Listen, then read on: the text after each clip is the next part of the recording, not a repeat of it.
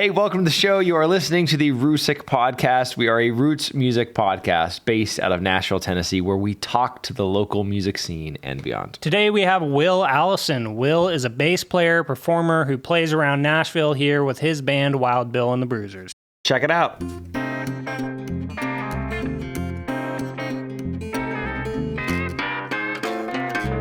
Let's go to a sounds game soon, guys. It's been too long. Let's do that. Come on. Do it. We gotta. Well, did you hear at Nashville's? They're like pretty much guaranteed to get an MLB team soon. Yeah, I've heard about that. Where the heck are they going to put the stadium? I think they're going to build a new one. So you know where like the scrapyard is that just got bought? I heard they're right going to across build from downtown, kind of. Yeah, they're like, that'd be interesting. I've heard that there's so much radon. They're building another stadium. That's insane. There's Obviously, so much pollution in it, like soaked into the ground. It's like, you know what? What's one more stadium? Oh, gosh. Dude, I saw today that, or not today, I saw this past week that right outside of my neighborhood across from the Publix, they're putting a Whataburger, which I'm not a Whataburger guy. I'm sorry that we just lost a sponsor, but don't like not Whataburger, a Whataburger. man. I remember, you know what, It's very overrated. the first time we had riddance. Whataburger, first time we had Whataburger, we were on tour with Mallory Eagle. And I love Mal, but goddamn, That was my first time too, having Whataburger. And she was like, "We're going to Whataburger. You boys are gonna you're gonna love this. You're gonna." Because there was a whole like Whataburger versus In-N-Out debate going on. In-N-Out wins for me. Oh my god, it's not even fucking close. It's not even we got close, to Whataburger, yeah. and Brian and I were like, "What is this shit? Are you like punking us right now? Like And this is trash." It was very mediocre, and they were like, "Oh, we just like didn't go to a good one. Like we'll try." And then we went to like another one and tried that. It was just as shitty. Yeah, and it was like, yeah, this man, ain't we're really losing sponsors quick here, guys. They have one like right over here. I haven't gone to it though. Roosic podcast brought to you by Topo Chico. There you go. We're just gonna start really whoring this out. Topo Chico. There we go. Yeah, dude. Yeah, I do think it'll be fun if we have. Honestly, though, I like. Okay, don't get me wrong. Professional MLB, that's great. Like I love going to see an MLB game, but I do love going to see AAA baseball or AA baseball too. Bro. Like we had some great AAA, AA teams in SoCal. I mean, there is something really fun about that. Whereas I feel like a lot of sports, when you see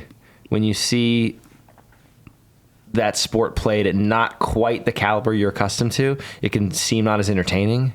Whereas baseball, it almost makes it in a way more entertaining because you acknowledge, oh my God, how hard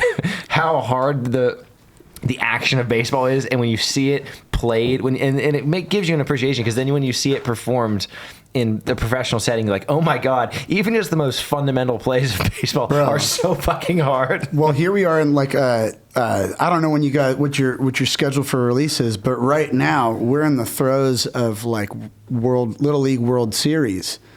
So they had that. I saw that. I sat down and saw like a Little League World Series game the other day, and I mean, it's just as riveting. Yeah. And these kids are throwing their bodies all over the place. It's like watching high school football instead of like pro. Yeah. I They think just reckless abandon with their limbs. It's just great. like I think like the natural progression of sports, like people just get like too good to where it's like not as fun to watch. Yeah. Like my cousin's super into basketball, and I don't know shit about basketball, but he was telling me that is boring as shit. like just because people throughout history they get better and better and better. Yeah, for sure. He's telling me it's like not as fun to watch anymore, just because like everyone can just make a half court 3-pointer, like it's nothing. It's different. we're Yeah. past the days of Larry Bird. And, Yeah. But I think it's also interesting too, because I think a lot of that is there's absolute truth in that. I mean, you can see that played out, like talking about MMA. You can see that played out in a sport like that that's so new. I mean, so this is an obvious example, but even something like calf kicks. I mean, that just wasn't around a decade ago. I You know think what about like watching old Don Fry fights. But I think what's interesting about certain sports is the skill set obviously does develop to a point where people are just frighteningly good at it. Like people are frighteningly good at basketball, football, etc. I think what's interesting about certain sports like baseball is, yes, people get really fucking good at hitting a curveball.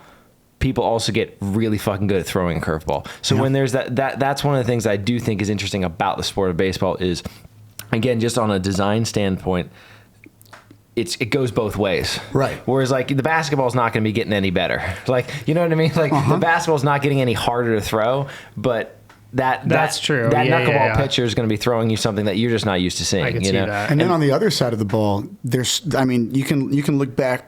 There's been crazy defensive plays going back decades and decades. Yeah. I think about like a guy like Bo Jackson running up like the wall to catch a home run, just snag it, you know. Yeah. A dude who was like, this is also back. I don't know if he was juicing, but this is back in the good old days. They were all juicing back then. He'd strike out and be so pissed off, he'd snap the back right on his leg and just. I think too, like, people get so good where just everybody's so good. It's much more rare you get impressed by things just because like you don't get as many like standout people just because like everyone's too good. But I think and that's. It's one of those things that anything in life that can give you perspective on those moments, to me, are some of the best parts of life. When you can, when you see a particular, you can see this played out in music. If you go see a phenomenal band, a band that is so fucking good that it's just melting the inside of your brain, and then somebody flubs a note or something. There's a human moment there where you get a peek behind the curtain, and it doesn't, to me at least, and I think this is true for most people, it doesn't spoil the thing. It just makes it that much better because you are all of a sudden your system recalibrates and you understand, oh, this is the level that we're playing at right now. And that, I think it happens in music, I think it happens in sport. Anytime you have those, and that's why those imperfections in art are the things that oftentimes I just adore, because it's like it gives you that context. with a gap in your teeth. You know what I mean? No, that's exactly what Whoa, it gives. It gives you that understanding of what you're playing with. You know what I mean? Whereas like sometimes, and I think that's something that's lost in music, contemporarily. I think that's something that's lost in music oftentimes, is there's so much sort of polish and sheen that you lose the human element. And sometimes you don't want that human element for certain styles of music. Sometimes it goes against the overall sound that you're going for. But I think in most elements of life, it's not that people are forgiving of those things, it's that people need those things. People need to see those moments. And it's not necessarily that, it doesn't even need to be somebody, misses the ball or totally flubs the solo. I don't mean like, but just those moments of something to contrast the greatness against. Yeah, well said.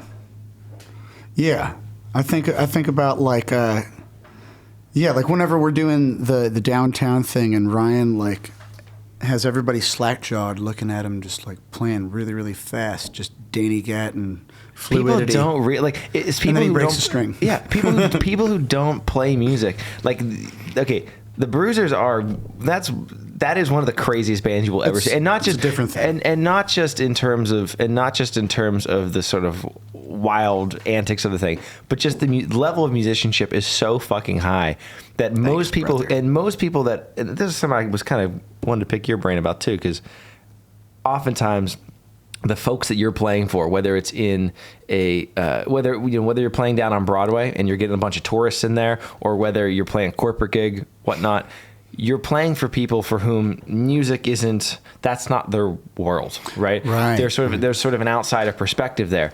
And I wanted to kind of pick your brain on the idea that how do you like, and I don't know how you would go about this without bringing ego into the equation too much, but how do you think they take in the level of musicianship that's involved? Because it's so goddamn high in that band. I mean, all of you guys are monsters, but because I don't think that most of the people that you're playing for recognize how unbelievably good you guys are, on top of, again, like the fun craziness and antics and all that stuff, which is also just an absolute blast.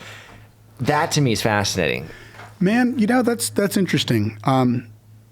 It's interesting. We do play the Broadway gig is geared toward the partier. You know what I mean? Mm-hmm. The person that came in from like far away. We get a lot of Midwestern people, a whole bunch of, we just, visited a whole bunch of buddies from the Northeast on this last tour, but just a whole bunch of people that like, okay, this is my vacation. Where we go like every day, we could go to Broadway. It's just right there.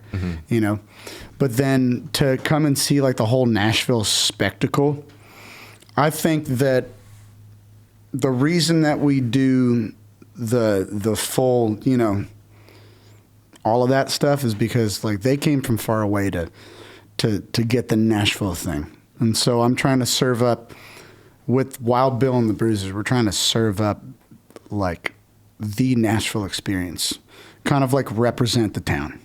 You know what I mean? Mm-hmm. You guys do a great job of doing that. Thanks, dog. Yeah, I think mission accomplished in that regard. I'm also just always fascinated and impressed with your repertoire. I think is really unique. No, because I think that a lot of the folks who are, a lot of the folks who play in that world, who do a lot of the Broadway stuff, a lot of that repertoire is there's a lot of overlap there.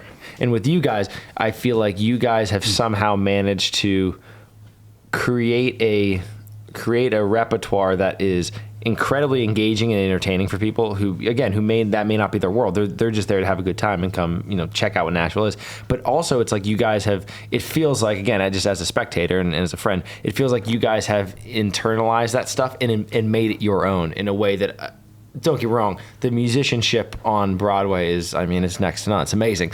But a lot of that stuff, in my ears and eyes, is okay, we're playing the stuff that is expected of us. Whereas you guys, it feels like you guys have really taken on this music and made it your own in a way that's very unique. Like, what was your process over time for making that happen? Was it just sitting with the songs that you felt like worked? Bro, I think so. Yeah, I think it's just well, that's the other thing. We still do play a whole bunch of requests, like like about 40% of the show on any given day will be like requests, but you'll see a lot of the same requests over and over again. But yeah, like when you play Chattahoochee like the first 150 times, you probably play closer to what's on the record, and now like I'm walking the B section, or like like when it goes, I sing it in D, and so like on the B section it'll go to G, and then I have this new trick that it only works on a D note or a G note, but I'll pick the thing up and I'll hold it with one arm by the fingerboard, and then I'll just I call it the Atlas. It's really dumb, but like it's half of it is just keeping myself entertained. You know? Yeah. Where does the showmanship come from in that regard? How this might sound like a ridiculous question. Not at all. How much sort of practicing in the mirror, so to speak, is done on your guys' part to because again, for people who have not seen Wild Bill and the Bruisers play, first of all, go see Wild Bill and the Bruisers play. But it's a spectacle unlike really anything else on this earth. How much of that is preparation on your guys' part, and how much of it is just kind of what you're saying right now, playing in the moment and seeing what works and kind of sticking to that? Bro, well, I guess it comes from that. Yeah, that's kind of a long time coming. Before I moved to Nashville in 2011. Up in Indiana, my brother and I had like a death metal band. Oh, okay. And so we watched other dudes in that circuit like jumping off of boxes and like swinging from rafters and stuff, And I picked up my guitar. I was a guitar player back then, and I would play it behind my head and all of the hardcore tricks and stuff. Yeah. I never flipped it behind my back. I was too much of a wuss for that. Yeah, that's a risky one. Yeah, I always feel like that's one that can go bad. You know what I mean? But, I did that weekends, and then also I did show choir and like musical theater type of stuff. Okay. So a lot of that is like practicing in the mirror and like, hitting the dance moves and all this stuff, doing the spin and all that stuff. But so I think it comes from like the mirror time was in high school, and now I kind of like moved here kind of understanding how to command a crowd visually. Mm-hmm. And then I went downtown and I saw like Joe Fick play, you know, if you haven't seen the Eskimo Brothers, I mean, that's kind of like, he's the OG, man, you know? Like, I didn't see anybody pick up their bass and put it behind their head before Joe. Mm-hmm. And I think that like I owe a bunch to seeing him, as well as Jay Weaver and like Dave Spiker and Johnny Giant. Kind of like, yeah, back when I had like a day job, I'd get done bussing tables and then clock out, walk over to to Broadway, still in like my like button down. I'd grab a PBR and I'd watch, you know, back then it was Don Kelly, and then I'd see California Giant Johnny G back when like Mike Khalil was playing in that band, and it'd be like, who was playing drums? Could have been Max Shelf, I'm not sure. But yeah. And then from sitting at the bar at Roberts is really kind of where I thought, oh man, okay, that's the type of country that I want to do. How do I do it now? And then I learned how to play electric bass, and I played sideman for years. And then eventually I wanted to get it upright and see if I could do that stuff. Mm-hmm. And then that was the first fretless instrument you'd played. Was that going straight from electric bass to upright? Mm-hmm. Man, in middle school I did like a semester of concert bass. Okay. With the you know, the bow. Yeah. It's not for me. You were originally a guitar player though, right? I thought you told me that once. Well, when did you eventually like make the transition to bass? Well, I got a bass when I was like 12 years old, and because I wanted to learn how to slap like Bootsy Collins and stuff. But then, you know, and I played guitar for a long time, and I played in a soul band after college, like an R&B outfit. Mm-hmm. But it wasn't a whole bunch of gigging, and I was working other day jobs and stuff. And then I got a call for bass from actually Cannon. Cannon Maltz was playing with this guy James Sane, and it was like every Tuesday morning at Layla's. Oh, nice. And that was like my first Broadway resident, like come like back every single week gig. Did you? And that was bass. Nice. Mm-hmm. At what point did you make the leap? Because something that I asked quite a few people this. It's something that I'm fascinated how people get to this point in life.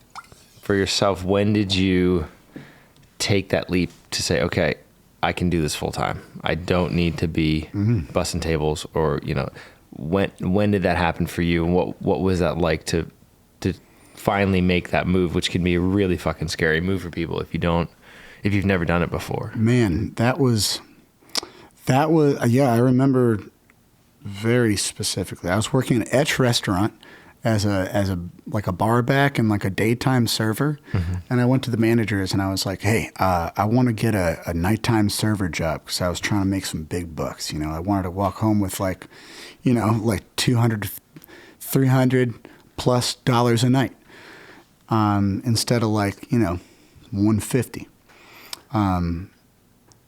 And then I sat down with the managers and I said, this is my goal. I'd been there for 3 years, and I'd been a valet out front for 2 years before that.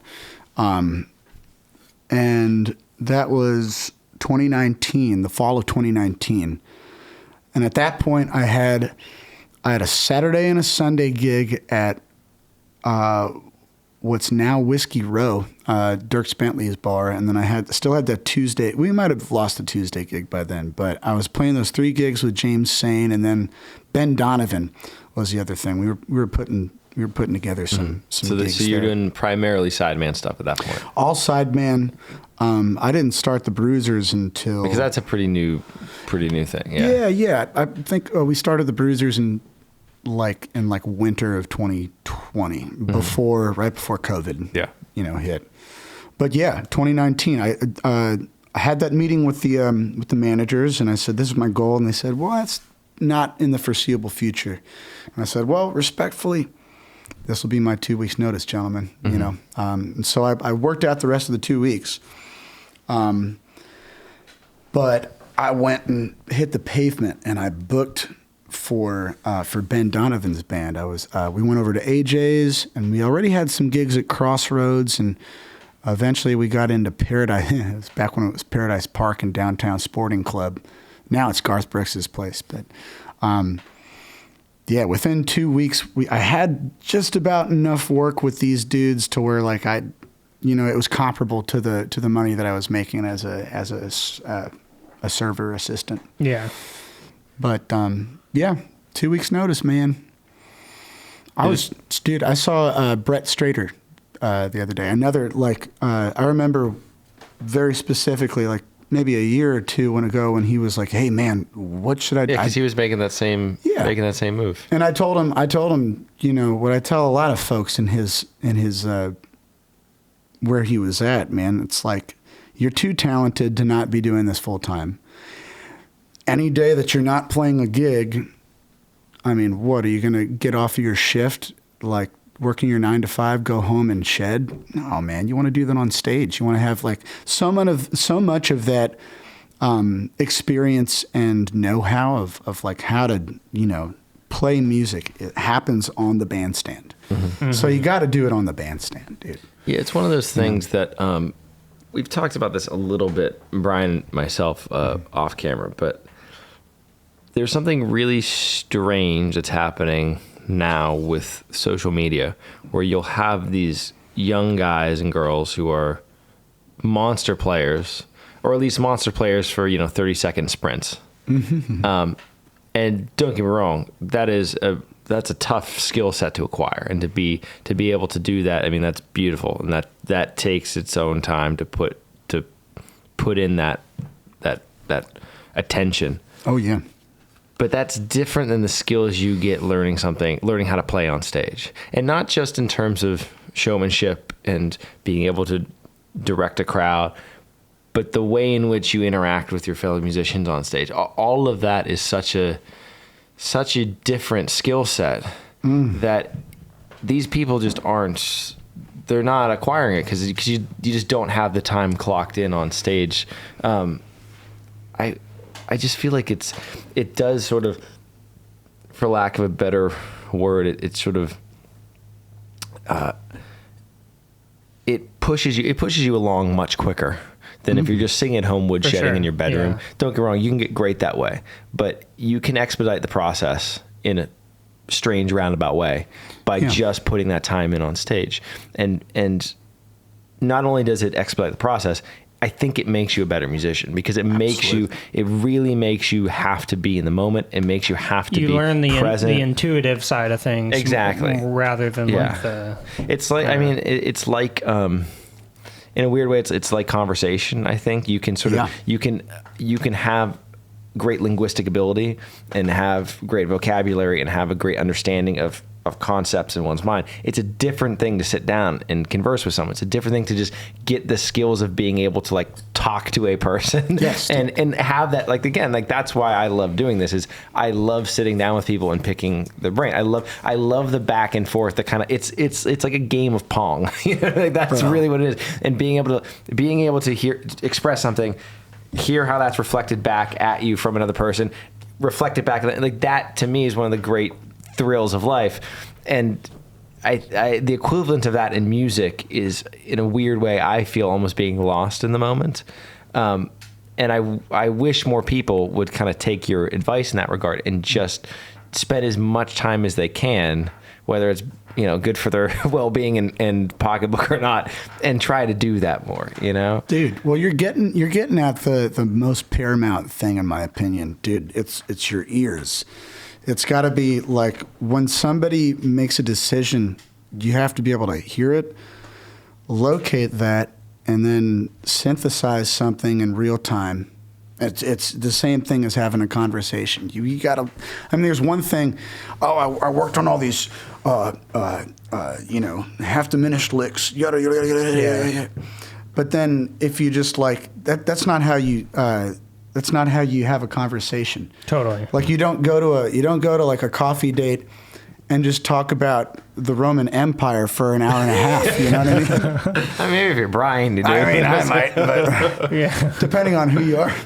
But like, that's just, You have to be able to meet your fellow bandmates where they're at and have that conversation. And it's playing to I think the best music is always in service of the music. Don't get me wrong, I love musicianship. I love watching folks who can just fucking smoke it up there. It's great.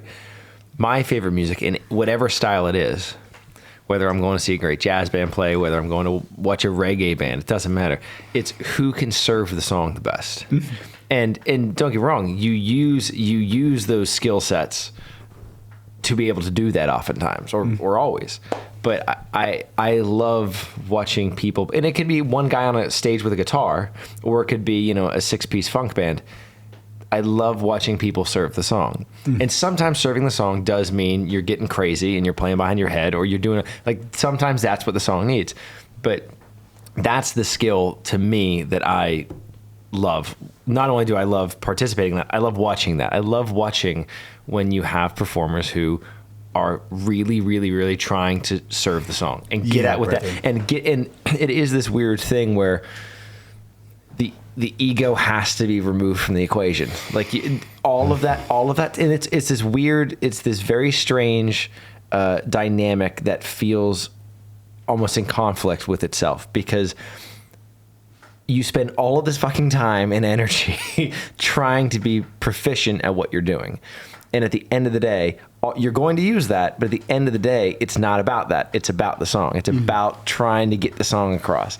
Baby. Exactly. It's all about taste. And I love when people can do that. And I love when I see people like yourself who can do both of those things. Both ends of the spectrum are there. You can have the great flash of the thing, which is, as a viewer, so enticing and great to experience, whilst also serving the thing. And I think that's very difficult for people. I think a lot of and I don't know if it is because of the ego part of the equation or what it is, but I think for a lot of people that can be hard to let go of that in a way and just try to best serve the song that you're playing. I dig that, dude. Yes. People come for the antics and the visuals and all that bull crap, but then they stay for the, oh wow, he played our wedding song. Exactly. And then on a Randy Travis, I'm gonna love you forever, forever and ever, amen. I'm not picking up the thing, and I'm not doing the Gene Simmons tongue and all this all this bullshit. I'm singing to these people right here that are sitting at bar seat number 1 and 2, and As a performer, what do you get out of it? Out of which? Out of all of it. When you're up there playing, other than clocking in the time that you get to spend on your instrument, which is that's a big thing. I mean, just to get the time to yourself to sit or stand and play, that's a big thing in life, because life's busy. That aside, what's the thing you get out of it? Dude, it's kind of interesting, because the more I've gotten comfortable with the performing aspect and just being on stage and being in front of people, looking at you, just getting oogled all day, the more comfortable I am, the more I am demanding of people to give me their attention, and more so, have a good time. You came to Nashville, aren't you on vacation? You're on Broadway, dude. There's no way that a local's here. You're here to see something that you don't get to see every day. So let's smile and cheers. So I try to get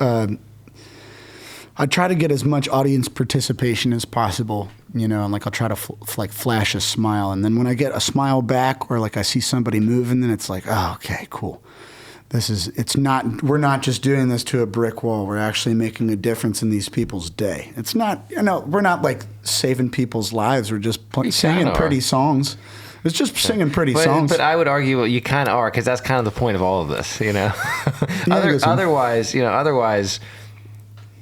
I'm not sticking around. If I get a world without music, I don't know if I want to stick around, you know? Man. But it's, I think what you're getting at is really important, though, but I would also say that it might go farther than you think with a lot of people. Perhaps. Even if they are just on vacation and just here to, get drunk and fuck off for a little while. I just want them to be nice to us. Make some noise. Fill the bar. Tip the bartender, dude. I mean, and I'm just talking about the bar gigs, which is, 99.99999% of our gigs are bar gigs, Uh-huh. But yeah, it's about making the bar room feel like, like it's full of friendly faces. And I think also too, there's a certain level when you clock that amount of time in where you're telling the audience, trust us. We're not going to waste your time. You know what I mean? Like that might sound sort of flippant, but there's a certain level of trust involved where you are saying to the audience, just go along with us. You're in good hands. I dig that. What's in your wait? What's the? Is that Allstate or something? It's one of those. Yeah.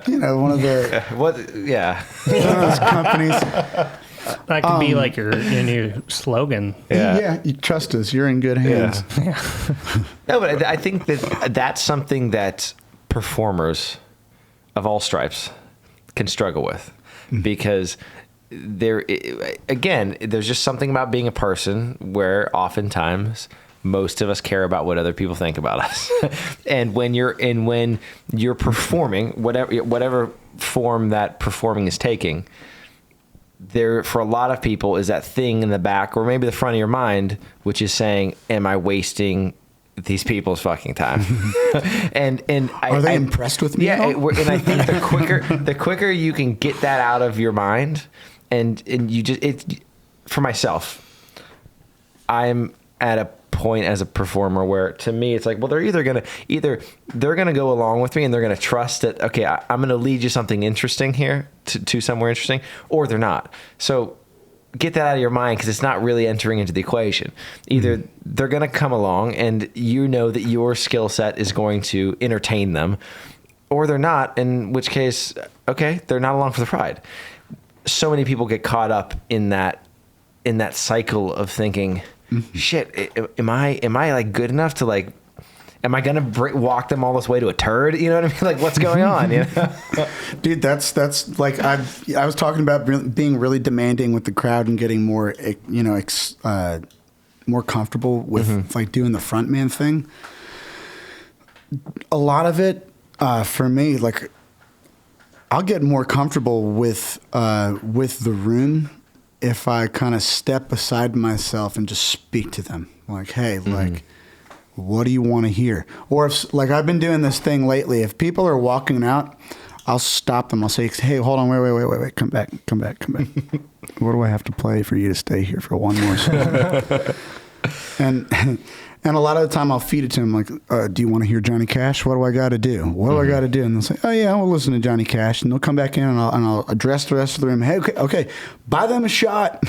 They're staying around for one more song. Thank you for being a good sport. And then I'll like kick off Ring of Fire or some bullshit. Yeah. You know what I mean? Or like, talking to people like, it's not a concert. This is a bar room. I'm going to talk to you. Like, where are you from? And it's also acknowledging that the skills involved in performing for a sold-out theater are different than a packed bar. Totally. Bro, I want to work on that. I want to learn how to do a theater. I want to learn how to do that. Like, that's another thing that I think is oftentimes overlooked, is people think that it's all one and the same. And it's not. I mean, there's overlap and there's skills that will transfer over. But being able to hold the attention of a crowded bar is very different than holding the attention of a crowded theater. Now, I would actually argue that the former is probably much more difficult, but they both require a different finesse.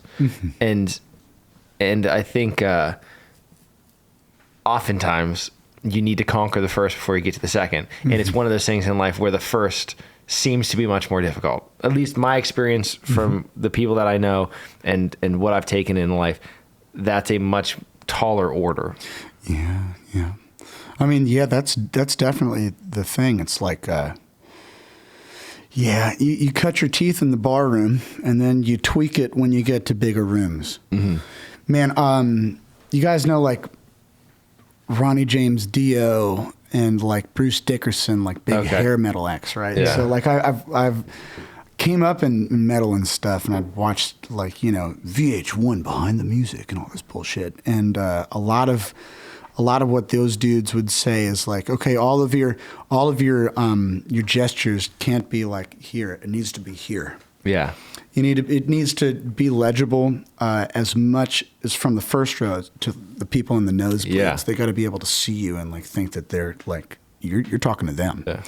And so with the bass, it's easy to do some of those big things. And I'm working, you know, I guess a lot of my gesture is large and should be read from back there. But I've been thinking about that part of my stage performance for, you know, decades. Yeah, I think about seeing a band like Bon Jovi, seeing them in a if Bon Jovi is performing the same way in a small bar that they do in some massive sold out arena, it's not going to work. I mean, as stupid as that sounds, like don't get me wrong, Bon Jovi's played those bars before and they've made it work. But if you were to just transfer over the show that's being performed in front of however many thousand people that are all screaming and have the Bon Jovi t-shirts on to Layla's or whatever, it's not going to work. It's just not. It's just they're two totally different things.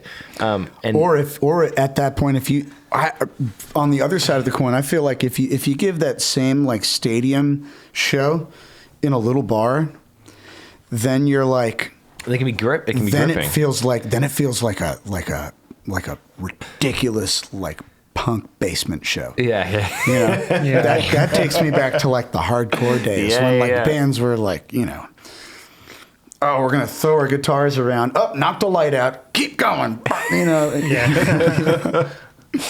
But yeah, man, I think you always want to skew towards like big gesture.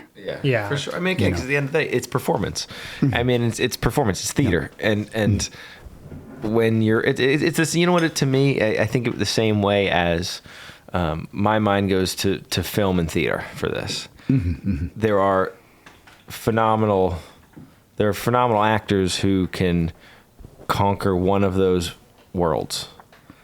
It's very difficult for people to do both, and it's because the grandeur of the thing, the scale of the thing is very different. Absolutely. The people who can command a room and perform powerful acts of performance in a theater, whether you're doing whatever, whether it's drama, comedy, whatever it might be, that's so different than being on a film set and having all this lighting going and having a camera that is going to be giving you your single master shot of you as a performer. That's all we get. We're not seeing there's nothing outside of this proscenium. There's nothing over here. It's just you. That skill set's so different. There are people who do that. There are people who can transfer and kind of slide into one and slide in. And that to me is just, I don't understand how people can do that. When I see people who are incredible stage performers and can also do film, to me, that's like being a world-class like MMA fighter and a world-class basketball player, at the same time. It's like, okay, to me, those are just there's in a way so little overlap there in my mind. And maybe part of it's because I'm not an actor, but to me, I'm just in awe of people who can do that. Yeah, brother. Yeah. I'm trying to think of good examples of that. It's hard. In music, it's hard because it's very rare that you see bands or performers who when they make it to that level of success where they are playing the sold out stadium, that they go do the bar gig, or that they go, maybe the closest thing we got to this in like the 90s was like maybe like MTV Unplugged or something like that. Oh, wow. Yeah. Or actually, you know what, maybe in sort of, maybe nowadays it's something like Tiny Desk or something. That something like that could be it, or the Roosic podcast. But like, woo! No, but like, hell yeah. I think that might be, those are the standouts in my mind. And maybe that's why those things were very compelling. I mean, obviously, MTV Unplugged was huge, and the Tiny Desk stuff is still huge. So maybe that's what that's feeding. But most of the time you don't see that. You know, most of the time when you see Sabrina Carpenter or whomever perform, they're not going from that massive arena tour with all of the lighting and crew and shit, you know, the flying around on live wires and it's crazy stuff, live wires. But you don't see that person then go and do like, okay, I'm playing for 20 people in this little bar where half the audience isn't paying attention and talking over me. It's like you just don't see it. So yeah, before we started, we were talking about doing those corporate gigs. yeah, that's the spot. That's the equivalent right there. Oh man. Before we started, we were talking about, you know, like last year I did a corporate gig for like, it could have been like a pipe fitters conference or something like that, but it was in one of the big, like one of those gigantic, grandiose hotels downtown Nashville. And I was doing the full Wild Bill thing. But there were like, it was a room of maybe 300 people, gigantic banquet hall with, you know, round tables everywhere. And everybody's like bustling and talking. There's a buffet way over on the other side. There's a bar like way over there. And it might be like the length of half a football field. And it's huge. Yeah. And we're up on a stage. There's lights, there's sound and all that stuff. And I'm giving it everything. And then we got done with like, you know, Hot Dog or one of our like, you know, one of our more like bombastic songs. And then I heard no audience reaction, just a couple of soul crushing. that hurts, dude. So what do you do in that scenario? Do you turn it up and double down, or do you just, you know, go more chill? It was kind of I learned the hard way on that one. And now I know how to approach these corporate gigs. Still give it your all, but it's really, I'm performing for myself and I'm performing to make Roger and Ryan laugh. Yeah. More than like these guys out here that are like talking about like the prices of their industrial goods. You know what I mean? We're not here to see a band. I'm here to, you know, like I came all the way from Milwaukee to try to get a better price on these dang pipes, and I'm gonna get them. You know what I mean? I'm not here for music. I'm here for the business, and then here I am playing on stage as Bill. Okay, I'm here to get the paycheck, and then do my best and keep the songs coming. Sometimes those gigs are kind of fun though, just because I feel like nobody really cares what you're doing, so you can kind of fuck around more. You can do anything you want. Yeah, people aren't going to notice it. Yeah, there's a level of freedom there that if keep somebody, it silly, no one notices. It's another thing too where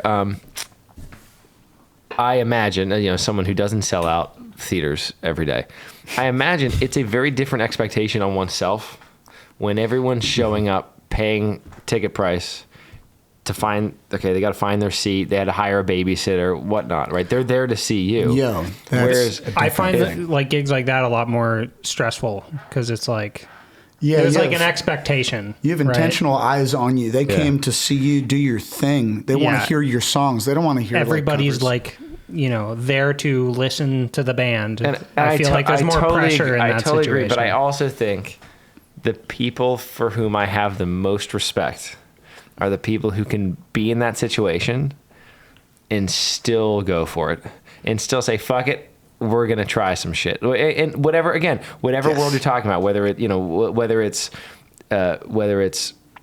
performing on a stage in any capacity, the people who can say, no, fuck it. They again, it comes back to what you were talking about earlier. No, trust me, I got this. I may not know exactly where we're going right now, but just, they know that they're in good hands. Let's see where this leads. Hop aboard, everybody. Exactly. And sometimes that's going to lead somewhere magical, and other times it's not. But it's like, to me, as a consumer, as somebody who's on the other side of that buying the ticket, that's what I want to see.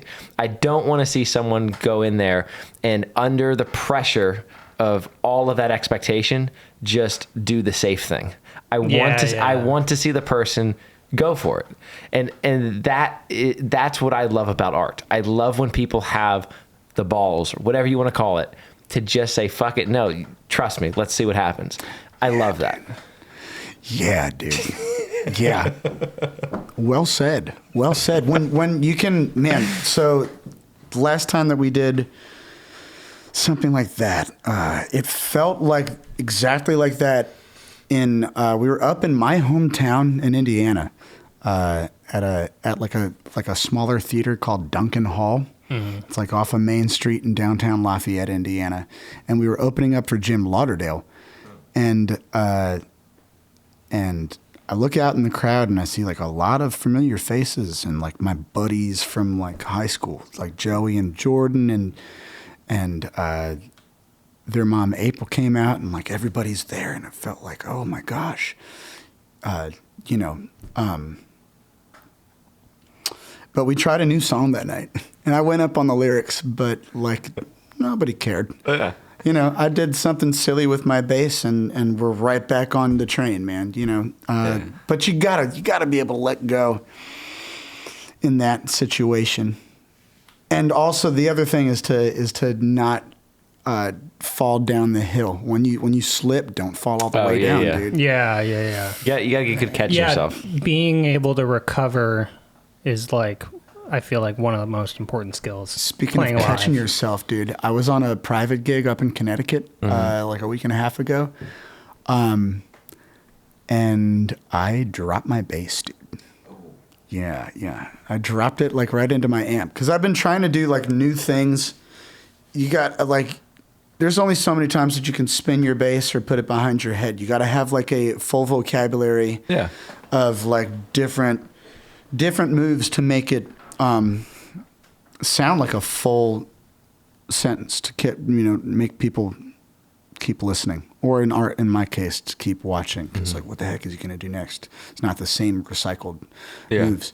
So I stand the bass up, and I go to do a quick heel spin, and by the time I came around, it fell a little bit and right into my amplifier. Caught it. We do like this surfing, surfing bird medley, like that and Wipeout and Miserloo. Okay. And so one of the guitar spots where like I'll do like a windmill like hit and then hold it and I'll try to spin. Wasn't there where I wanted it to be. How premeditated are the performance moves in your set? Do you find that you're kind of constantly switching them in and out places to see what works best, or are they very predetermined? Okay, this part in this particular song, I'm going to go for this, and then that's going to transition. I liken it to partner dancing. Okay. So like, if you're gonna dance with the gal,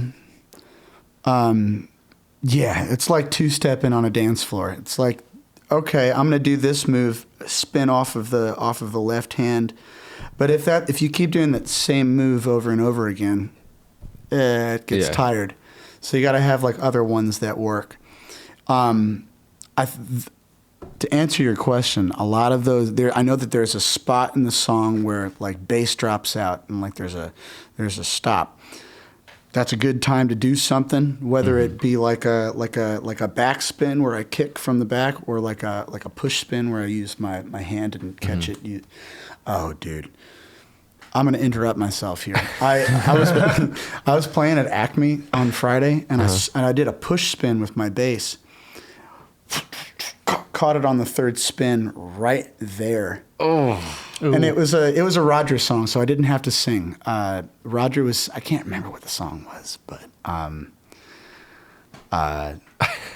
caught it, and I winced this way.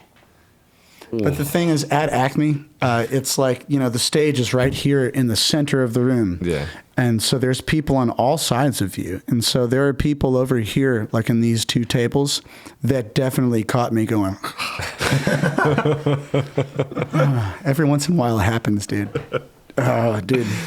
Oh, man. Yeah, man. But like... Yeah, and like the behind the head thing is one thing that I can do. That's like a move that I can do while playing. I can also put it on my right leg and hop around on it and play it kind of like a guitar. And the other thing is like if it's a G note or a D note, I can do the Atlas and use one hand.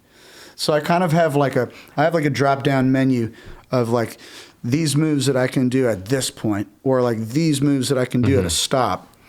And it's just like partner dancing. It's like the more you do it, the more you realize, okay, this is an appropriate step to take at this point in time. The album came out last year, right? Yeah, 24. When you were doing that, what was your mindset with trying to capture that performance on a record? Because it is such a show watching you guys play. One of the things I think is really impressive about that album is the energy is all there. How did you manage to put that on a record like that? Bro, we were in pre-production for the record. We were really thinking about selfishly, taking pieces of country music that we all really enjoyed. This song is an ode to Jerry Jeff Walker. This song is like a psychobilly rockabilly thing. This one is a honky tonk thing. This would play good at opening for the Cowpokes or something like that. We wanted to have like a bit of each of those elements and showcase them in each of the songs. So if you ask me, I think that it's kind of like every song goes in a different. It's almost like a tour of country music in a way. Like as a listener, I'm like, oh, that's what it feels like for me. It's a little bit of a tour of country music, which I really enjoy. I wanted like an element of every bit, but I wanted the whole thing to kind of feel like a party. Yeah. Oh, it's definitely nice. Okay. To answer your question, so there's a few songs where we kind of let loose and kind of like let it dangle. Yeah. If you listen to Hot Dog and Speed Demon, there's parts where I'm barking on the microphone. There's parts where I'm like trying to do the David Lee Roth scream. And then there's also spots where like in Speed Demon, I was pretty sick at the time when I cut vocals, but there's some juicy coughs that you can hear if you listen to the vocal track. It's like, they left that in, and the fuck we did. You know?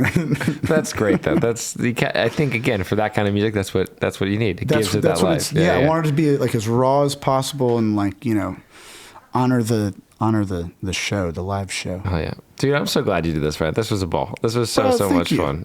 This is one that we've been looking forward to for a while. We're like, we have to get Will in here. So this is I love you guys, man. I love you too, man. We got one at some point. We'll get the full band in here. We'll get Wild Bill and the Bruisers in. That'll be a ball. Get Hartman and Roger, man. Yeah. We definitely will. Yeah, dude. I was talking before we get out of here. I gotta tell you, I was on the river with Brett Strader and Caitlin, and we were talking about, man, Brian reminds of somebody. And we stuck in it. It was like a 5 hour.